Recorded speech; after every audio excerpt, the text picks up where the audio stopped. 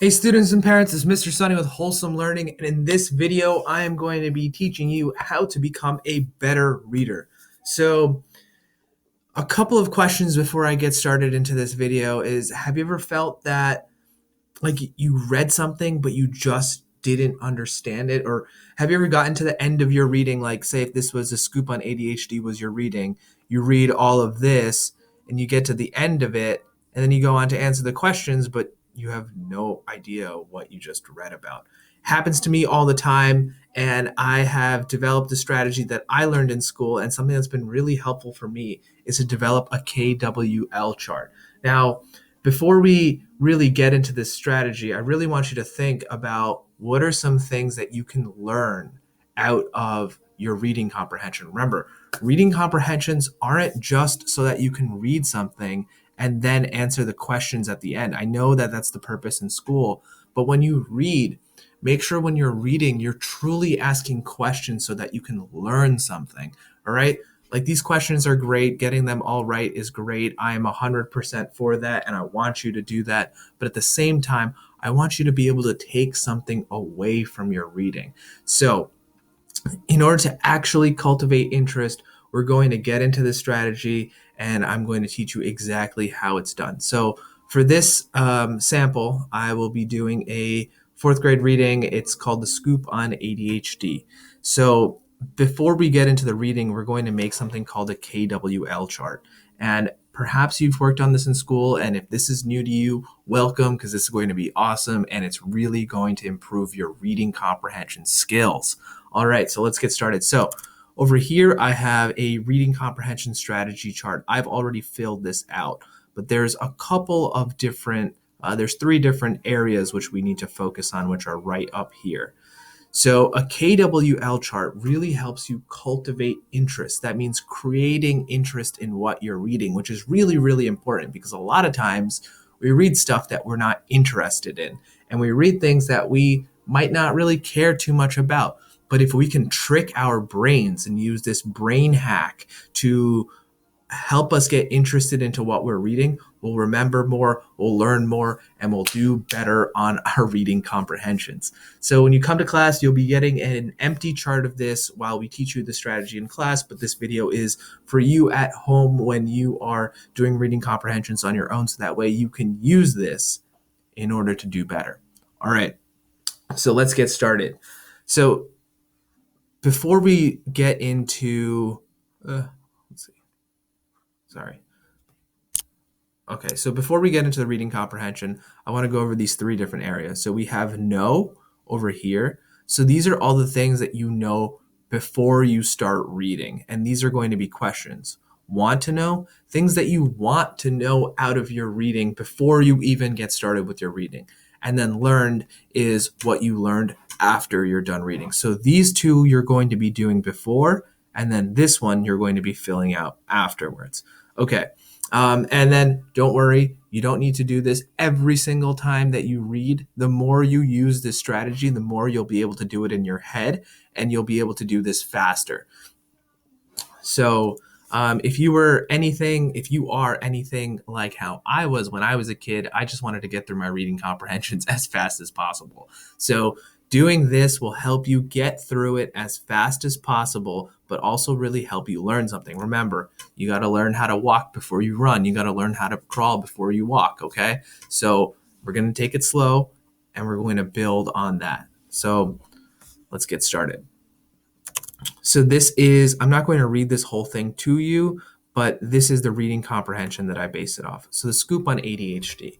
So I know a little bit about ADHD to begin with. So I know that a lot of people have it. I know that it's overdiagnosed. So what that means is that doctors and teachers and school counselors, a lot of times um, they might say that you have ADHD when you don't have ADHD, just to get it out of the way and put an excuse on it. I know that it's overdiagnosed. I know that I was diagnosed with ADD as a kid, which is not the same thing as ADHD, but it's similar. I know that it's caused by genetics and our environment. So genetics means that it's caused by, like, our parents have genes. We all have genes inside of us that determine our eye color or our hair color, the shape of our nose, or how tall we're going to be, and any of those things. And then that's passed on to us from our parents. So I know that it's caused by genetics, and I also know that it's caused by our environment. So a lot of times you might hear people say that, like, we live in an ADHD environment, and that means, like, we constantly have notifications coming up and this and that, and, like, we can never stay focused because our world is pulling our attention in a million different directions, which makes it harder for us. And then I also know that it stands for attention deficit hyperactivity disorder. All right, so now there are a couple of things that I want to know about dealing with ADHD, or the scoop on ADHD. There's a couple of things that I want to know. So the first thing that I want to know is, how do people deal with it? And what does it feel like? Another question I have is, why do some kids have it? And the fourth question I have is, are there any success stories? So are there any people that are successful that have ADHD that can show us that even though you have ADHD, it doesn't make you any different. It just means that your brain works differently and that you need to learn how to use your brain to the best of your abilities. So I went through my reading. Now is the time to read. So we filled out these first two. Now is the time to read. So I have already read this. I am not going to, you know what? Let's read it together. So maybe you've heard of ADHD. Perhaps your brother, your sister, or a friend has it. You might have received such a diagnosis yourself. But what exactly is ADHD, and what is it like to have it? Current Health talked to 4 students with ADHD. They give us the scoop and offer tips on how to be a helpful friend. What is it? ADHD stands for Attention Deficit Hyperactivity Disorder. Ooh, I was right. In the past, it was called Attention Deficit Disorder, ADD for short. So I know now I've learned that it used to be called ADD. In 2013, the American Psychiatric Association reported that 5% of children had ADHD. So one of my questions, why do some kids have it? I know that 5% of children have it. That hasn't fully answered my question, but it's around that same question. The disorder shows itself in different ways. People with ADHD might have trouble paying attention, sitting still, staying focused, or following directions. They might say or do things without thinking. Okay, what does it feel like? Answer that question. I daydream and I don't really hear what people say, said Hannah S. when she was 12 years old. If there's something on my desk, I play with it. Cheyenne D. could see the way her ADHD symptoms showed up while she was in school in the 7th grade. I can't sit still. I always get hyper, she said. Does this sound like anybody you know, or maybe yourself? Just kidding. Why do some kids have it? Researchers aren't sure what causes ADHD, but they think genes play a big part. Genes carry the instruction that make us who we are, and they are passed down from a father and mother to their child. Often, ADHD is passed along from parent to child as well. Having ADHD can sometimes make it harder for kids to do well in school. Kids with ADHD might have trouble listening to directions or forget to turn in homework. They might get out of their seats a lot, even when the teacher says to sit still. That doesn't mean that they are bad kids. Okay, so this is really important, not just for this reading comprehension, but in general. Having ADD or having ADHD doesn't mean that you're a bad kid. All it means is that your brain processes information differently, and you just need to know how to use it, or aren't smart. Actually, you know what? I'm going to go on a brief tangent here. I want to really talk about this because this is something that's really important to me, and I also want you guys to know about this. So I read an article, Entrepreneurship ADHD. I read an article which I want to find. Oh, right here. So this is from entrepreneur.com, which is a great resource if any of you are interested in becoming entrepreneurs. Those with ADHD might make better entrepreneurs. Here's why. And they go into talking about it. So just because you have ADHD doesn't mean or you think you might have it, or you know somebody else that has it, doesn't mean that you're a bad kid or that you aren't smart. See, it says right up here that people who have ADHD might make better entrepreneurs, and it goes into explaining why. If you're interested in this article, let me know and I can send it your way, or you can just search it up on your own. It's really interesting. Okay. Jeanette S. Reed, a neuropsychologist, told Current Health when kids with ADHD show behavior, she said, it's not their fault. Kids with ADHD says that kids with ADHD say that having the disorder can be frustrating. You don't get to choose if you want to pay attention or not. You can't control it, Hannah said. Cheyenne agreed. Some people think it's an excuse. People sometimes think you're lying about it. It's not an excuse. It's really something you have.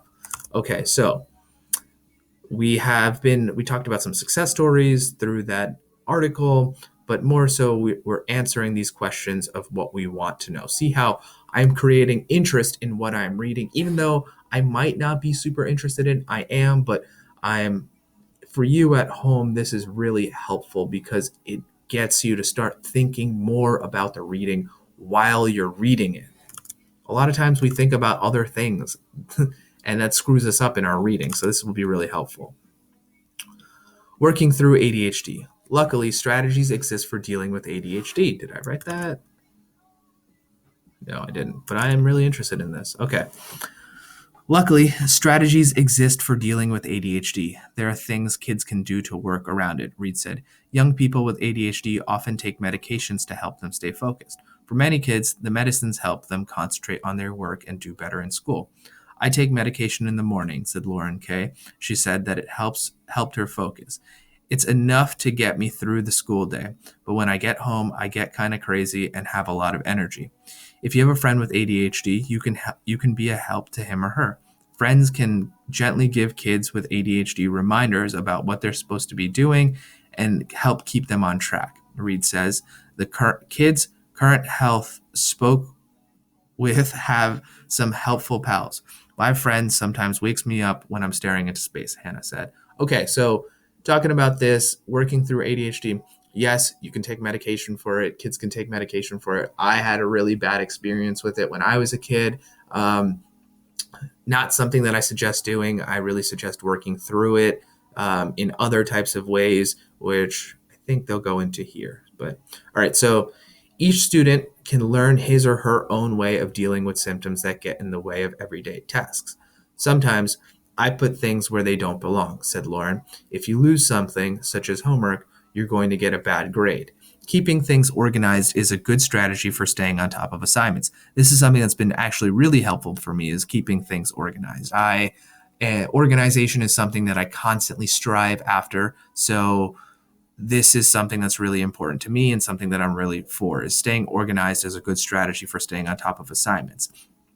You see how we're cultivating interest into what we're reading by talking about it within our own heads. Like if I was reading this, which I did before, I'm talking about it in my own head. I'm thinking about different things. I'm thinking about what I want to know, what I have questions for, and how I can learn from this.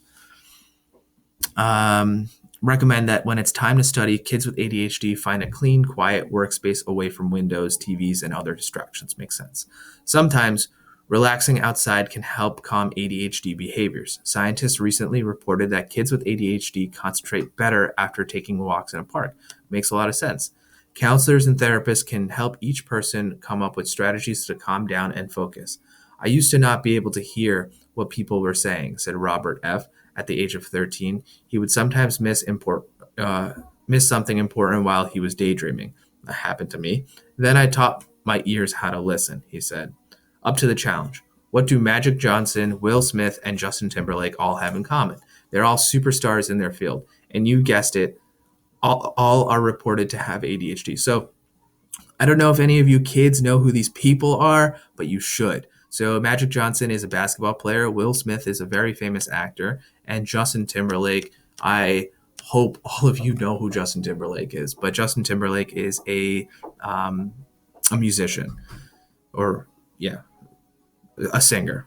They're all superstars in their field, and you guessed it, all are reported to have ADHD. Vaughn Soso from New York City also has ADHD. He's a champion chess player.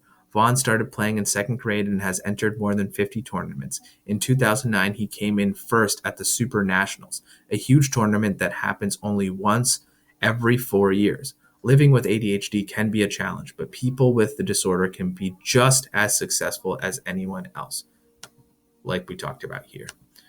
Okay, so let's go back to this. Now it's time to fill out this one, which I've already filled out, but let's just recap. So it shows up in people in different ways. We learned about that.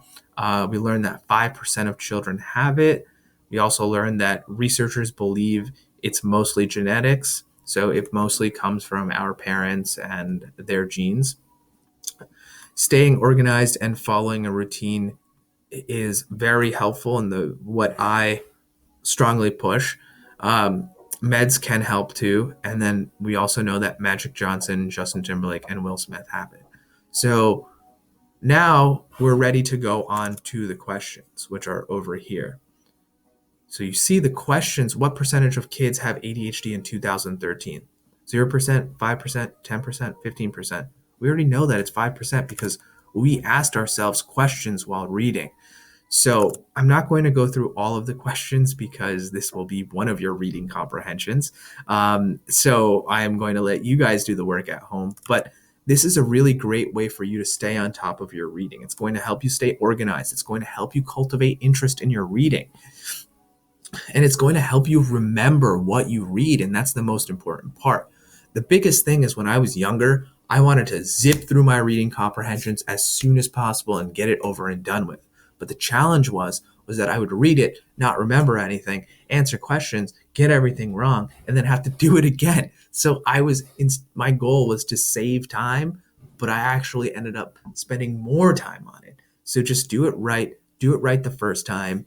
Like I said before, I want you guys to begin doing this with all of your reading comprehensions that you do, whether it's in school or with us here at Wholesome Learning. But the more you use the strategy, the more you'll be able to do it in your head. And this is something that's really worked for me to help me stay more focused in my reading. And I read a lot of books. So if you want to be successful in reading, use this reading comprehension strategy. It's really helpful. And I hope that this video was helpful. If you haven't subscribed to this channel yet, please subscribe so that way you get notifications whenever I upload a new video to help you become a better learner at home.